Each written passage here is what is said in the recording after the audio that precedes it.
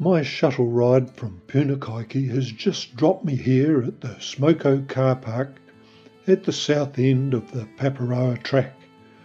I have 3 days to walk 55 kilometres to get back to my car. Thoughts that come to me include, am I fit enough? Why is there a gold stamper by the track? I thought this was coal mining country. And will the other hut residents leave a bottom bunk free for the old guy? I use the loo, put on my pack and head into the hills.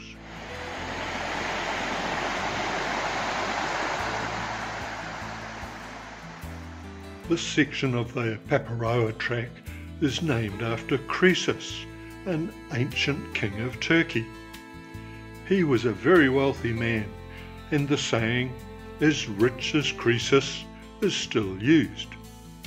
His wealthy name was used in 1896 by the Croesus Gold Mining Company, who had a gold mine on top of the Paparoa Range.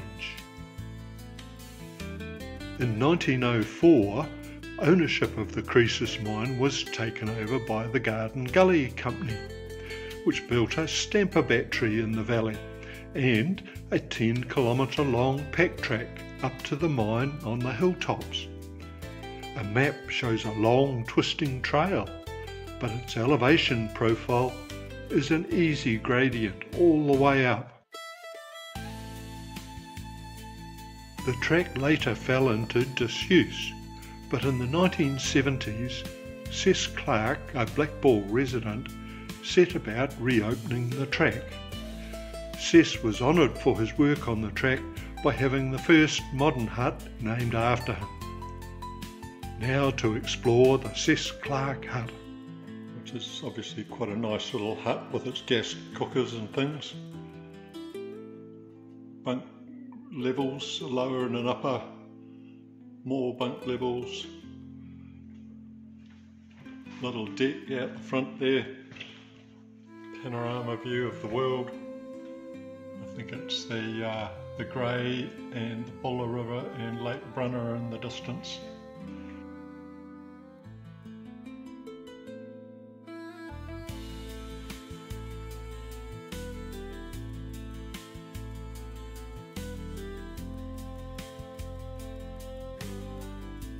The second hut on the Paparoa Track is Moonlight Top's hut, named after George Fairweather Moonlight. George discovered gold at Atarao near Blackball, and the Moonlight Track leads from the valley floor up onto the Paparoa tops to come out near the Moonlight Top's hut.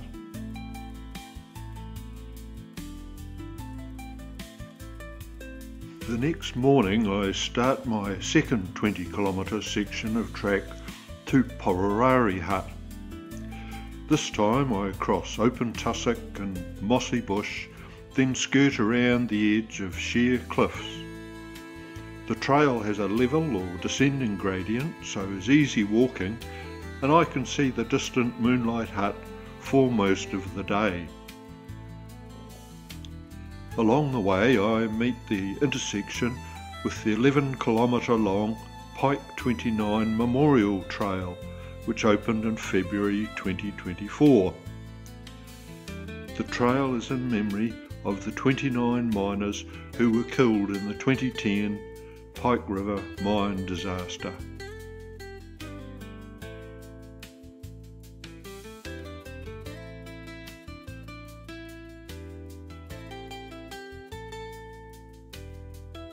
During a stop for breath, my mind drifted back to the first day of the hike when we drove through the wee village of Blackball.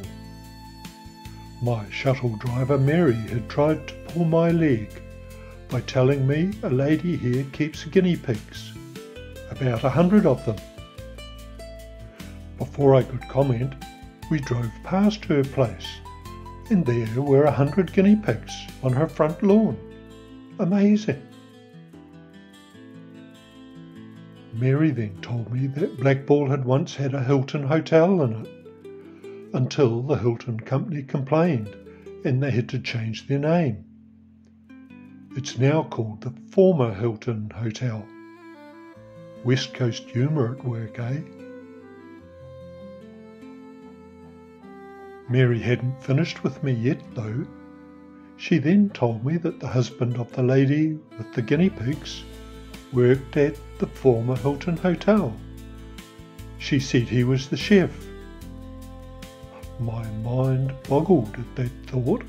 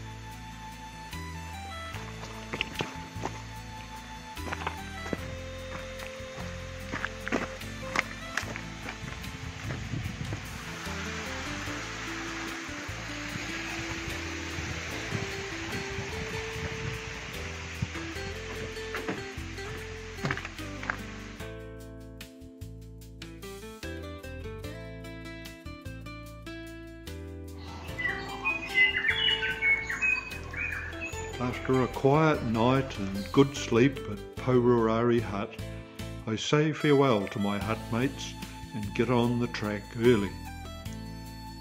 The last 6 kilometres of track is gently downhill, then level alongside the river. My early start was to try and beat the rain, due about midday.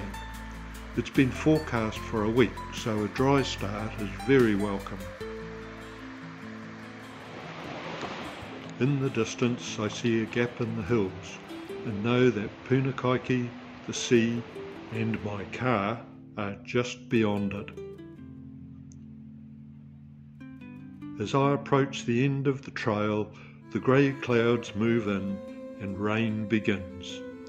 I'm very pleased to only have 20 minutes needing a raincoat on a 3-day hike on the west coast.